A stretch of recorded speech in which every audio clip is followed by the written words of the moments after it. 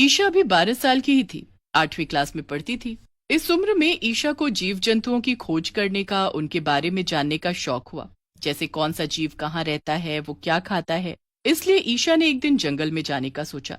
जंगल में मुझे बहुत सारे हर तरह के जीव जंतु मिलेंगे, मैं उन्हें देखूंगी और उनके बारे में ज्यादा से ज्यादा जानूंगी, फिर कितना मजा आएगा। पर मुझे जंगल में जाने के लिए माँ से झूठ बोलना होगा, नहीं तो माँ मुझे जाने नहीं देगी और अंधेरा होने से पहले ही मुझे घर लौटना होगा। ईशा निकल पड़ती है माँ से झूठ बोलकर जंगल की तरफ। जंगल में चारों तरफ अलग अलग तरह के जीव घूम रहे थे। उन्हें देखकर ईशा बहुत खुश हुई। मैं बड़े होकर एक किताब लिखूंगी और उस किताब में उन सब जीव जंतुओं के बारे में लिखूंगी। कितना अच्छा लगता है इनके बारे में जानना। ईशा धीरे धीरे आगे बढ़ती जा रही थी। तभी ईशा को कुछ अजीब सी आवाज सुनाई दी। ईशा बड़ी उत्सुकता से आवाज के पीछे भागी। वो आवाज एक गुफा के अंदर से आ रही थी। गुफा में बहुत अंधेरा था। ईशा फिर भी उस अंधेरी गुफा में घुस जाती है। तभी अंधेरे में उसे कोई काट खाता है। ईशा जोर से चिल्लाती हुई गुफा के बाहर आ जाती है। आह, आह, ये मेरे हाथ पर किसने काटा? आह, बहुत दर्द हो रहा है मुझे। अरे ये क्या, मेरा हाथ नीला क्यों पड़ता जा रहा है? ओह, कहीं किसी जहरीले कीड़े ने तो मुझे नहीं काट लिया। आह, शायद हो सकता है मुझे इस गुफा से दूर रहना होगा, पर इसका क्या करूं? माँ ने देख लिया तो बहुत डांट पड़ेगी। ईशा हाथ को छिपाकर अपने घर पहुंच जाती है। रात को खाना खाकर ईशा सो जाती है, पर आधी रात को ईशा को कुछ अजीब लगता है, इसलिए उसकी नींद टूट जाती है।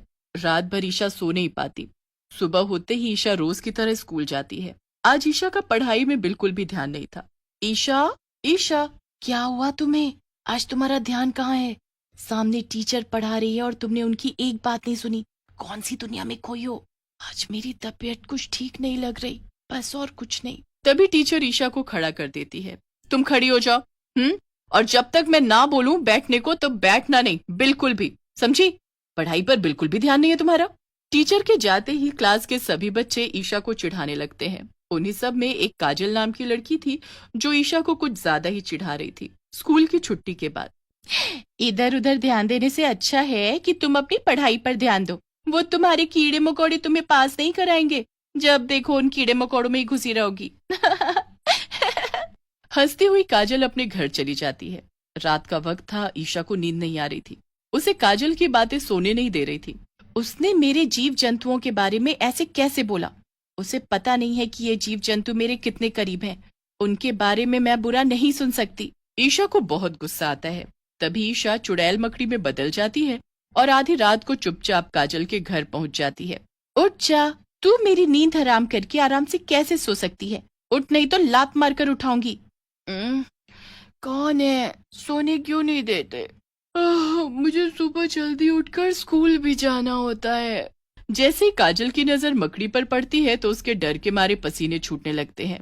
कौन हो तुम? देखो मैंने कुछ नहीं किया, मुझे तुम कुछ नहीं करना। मुझे मेरी माँ के पास जाना है। माँ के पास नहीं, मैं तुझे जहन्नुम पहुंचाऊंगी। काजल भागने की कोशिश करती है, तभी पीछे से मकड़ी अपने जाले से उसे बांध देती है, पूरा ऊपर से नीचे तक, और उसे उठाकर जंगल में ले जाती है। जिस गुफा में उसे किसी कीड़े ने काटा था बस वहीं फेंक देती है। सुबह होते ही ईशा साधारण लड़की बन जाती है। ये मैंने ठीक नहीं किया, मैं तो ऐसी नहीं थी, पर ये सब मैंने जानबूझकर नहीं किया। अब मैं किसे बताऊं कि मैं एक मकड़ी बन जाती हूँ? कौन मेरी बात पर यकीन करेगा? मैंने काजल के साथ सही नहीं किया। अगर ये बात किसी को पता चली तो मेरे लिए ठीक नहीं होगा। मुझे चुप रहना होगा। ईशा क्लास में चुपचाप पढ़ रही थी। तभी पीछे बैठा अंकुर चुपचाप ईशा की किताब पर बहुत सारी स्याही डाल देता है। ये तुमने क्या किया? देखो मेरी सारी किताब खराब कर दी तुमने। अब मैं कैसे पढ़ूंगी?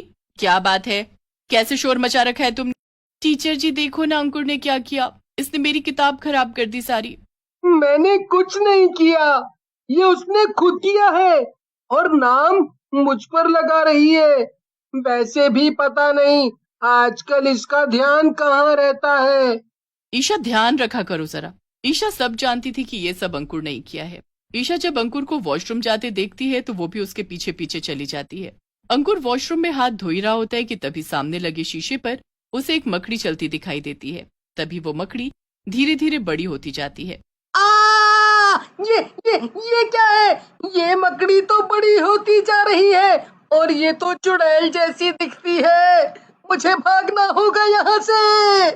मकड़ी फौरन अंकुर का पैर जाले से बांध देती है, उसे भागने नहीं देती।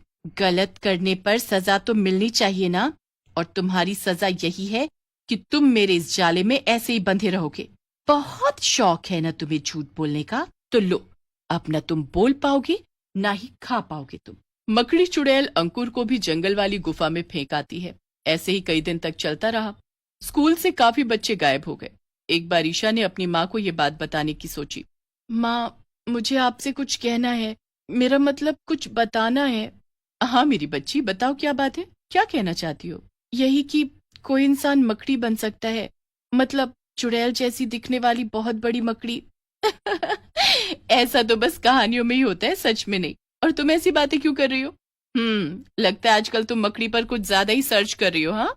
इसीलिए तुम्हारे दिमाग में मकड़ी घूम रही है। अब ये सब बातें छोड़ो और सो जाओ, क्योंकि कल तुम्हें स्कूल जाना है ना। समझा बुझाकर माँ ईशा को सुला तो देती है, पर उसे कुछ अजीब लगता है। कई दिनों से ईशा कुछ बदली बदली सी लग रही है। आजकल ठीक से वो खाना भी नहीं खाती और गुमसुम सी रहती है। आखिर क्या बात हो सकती है? अगले दिन स्कूल के स्टोर रूम में ईशा चुड़ैल मकड़ी बनकर बैठी थी और उसके हाथों में शुभ की गर्दन थी। तुम्हें पता नहीं कि मेरा कांटा सांप से भी ज्यादा जहरीला होता है। अगर तुम जरा भी हिले तो मैं तुम्हें काट खाऊंगी और तुम्हारे टुकड़े टुकड़े करके जंगल में फेंक दूंगी। चुड़ैल मकड़ी शुभ की एक नहीं सुनती और उसे जाले से बांधने लगती है, पर मानवी चुपके से ये सब देख रही थी। उसकी तो डर के मारे आवाज ही नहीं निकल रही थी। तभी उसके पीछे उनकी टीचर भी आ जाती है। यहाँ क्या कर रही हो तुम? चलो क्लास में। टीचर जी, जरा धीरे बोलिए और अंदर देखिए वहां। टीचर भी उस चुड़ैल मकड़ी को देखकर हैरान थी। ये तो बहुत विशाल मकड़ी है, वो भी चुड़ैल मकड़ी। ये कोई साधारण मकड़ी नहीं लगती, पर ये उस बच्चे को बांधकर कहाँ ले जा रही है? मकड़ी पीछे के दरवाजे से शुभ को लेकर भाग जाती है। टीचर और मानवी दोनों उसका पीछा करते हैं। मकड़ी अपना काम करके वापस लौट रही थी कि तभी टीचर और मानवी उसे मकड़ी से ईशा में बदलते हुए देख लेते हैं। ये तो मेरी सहेली ईशा है। ये मकड़ी कैसे हो सकती है? इसका मतलब स्कूल से जो भी बच्चे गायब हुए वो सब ईशा ने मकड़ी बनकर गायब किए। मैं ये सब ईशा की माँ को बताने जाती हूँ। मानवी ईशा की माँ को सब बता देती है। तभी मैं सोचूं कि मेरी बेटी कई दिन से कुछ बदली बदली सी लग रही है। ओह, मैं अभी ईशा से बात करना चाहती हूँ, चलो मेरे साथ। मानवी और ईशा की माँ जंगल की तरफ भागते हुए जाते हैं, पर वो वहां क्या देखते हैं कि वही चुड़ैल मकड़ी अपनी ही टीचर को जाले में बांधकर गुफा की तरफ ले जा रही थी। तभी पीछे से माँ आवाज लगाती है, रुक जाओ, छोड़ दो अपनी टीचर को। मुझे पता है कि तुम मेरी बेटी ईशा हो। अब बताओ मेरी बच्ची, ये सब क्या और कैसे हुआ? माँ, मुझे बहुत दर्द होता है, तभी मैं ये चुड़ैल मकड़ी में बदल जाती हूँ और मुझे खुद नहीं पता होता कि मैं ये क्यों कर रही हूँ। मुझे बचा लो माँ, मुझे बचा लो। मकड़ी टीचर को छोड़ देती है। अब मुझे विस्तार से सब बताओ कि क्या कभी कुछ हुआ था तुम्हारे साथ? चुड़ैल मकड़ी वो सब बता देती है जो उस दिन उसके साथ जंगल में घटा। इसका मतलब तुम्हें नहीं पता उस गुफा में क्या था? तुमने देखा ही नहीं? इसका मतलब उस गुफा में कुछ तो है। हमें चलकर देखना होगा, पर सावधानी से।